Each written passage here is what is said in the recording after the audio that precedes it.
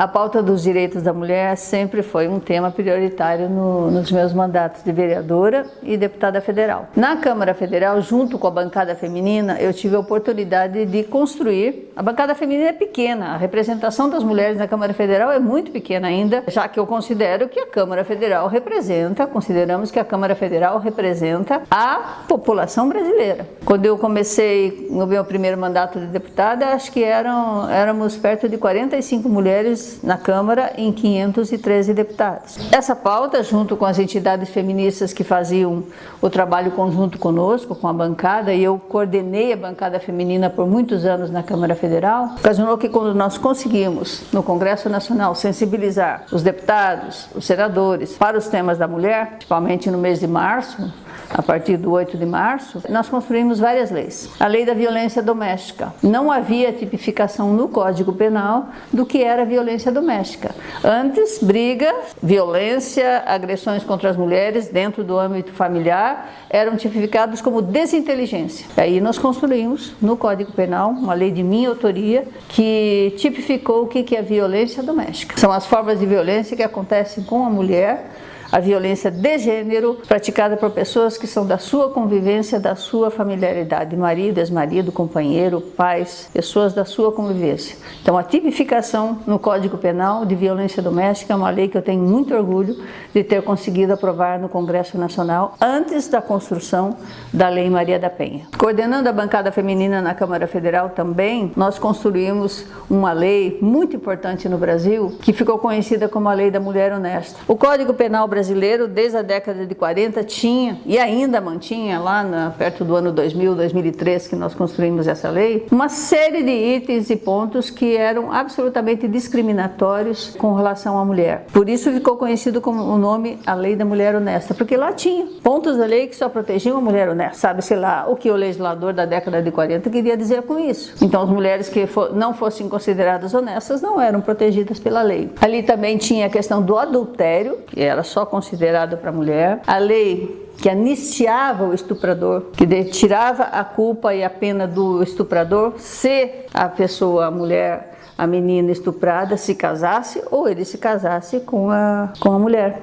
Com a pessoa que foi estuprada. Esses absurdos existiam dentro do nosso Código Penal, que nós retiramos isso. Foi uma construção que nós fizemos junto da bancada feminina para que o nosso Código Penal não tivesse nada mais discriminatório e ofensivo à mulher brasileira. Uma das leis que eu tenho muito orgulho de ter sido autora também e construída junto com a bancada feminina na Câmara Federal é a lei que foi batizada pelo Ministério Público Federal como Lei do Minuto Seguinte. O que faz uma mulher, uma menina, uma adolescente, uma criança, muitas crianças são estupradas, quando sofrem violência sexual? Quais são os procedimentos de atendimento a essas pessoas? Por essa lei, os procedimentos são padrão em qualquer região que a mulher está. Onde ela deve ser atendida pela rede de saúde, qual é o hospital de referência, quais são os procedimentos médicos, os medicamentos que impeçam, por exemplo, uma doença sexualmente transmissível para essa mulher. Quais são esses procedimentos que ela tem que tomar, que ela precisa para não ser mais uma vítima da violência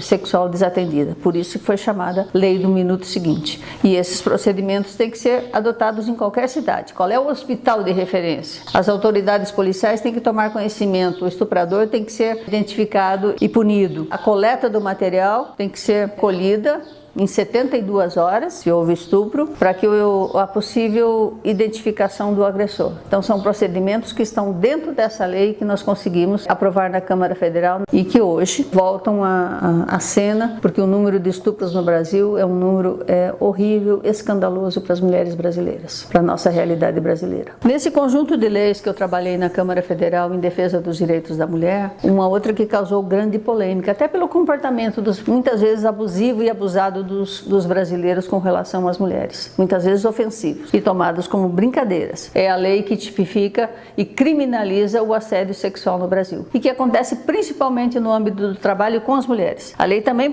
protege os homens, mas ela é principalmente um fato que ocorre, que oprime as mulheres e principalmente também no ambiente do trabalho. Quando a pessoa que tem autoridade, ascendência, poder sobre essas pessoas usa desse poder para obter favores sexuais. Isso é crime e não era crime no Brasil. Era tido como um comportamento muitas vezes brincalhão, esportivo, abusivo dos homens com relação às mulheres e usando desse poder principalmente no campo do trabalho para obter favores sexuais. E isso era horrível, acabava com a vida da mulher. Muitas vezes ela deixava o emprego, ela era incompreendida dentro da sua família. Por isso hoje, é claro, assédio sexual em qualquer ambiente, seja na escola, na rede de saúde, no trabalho que essa mulher está, é crime no Brasil. O Brasil foi penalizado internacionalmente porque não tínhamos uma lei específica dentro do Brasil que criminalizasse a violência de gênero, a violência contra a mulher. A Lei Maria da Penha foi construída baseada na história de Maria da Penha, que sofreu as formas mais horríveis de violência e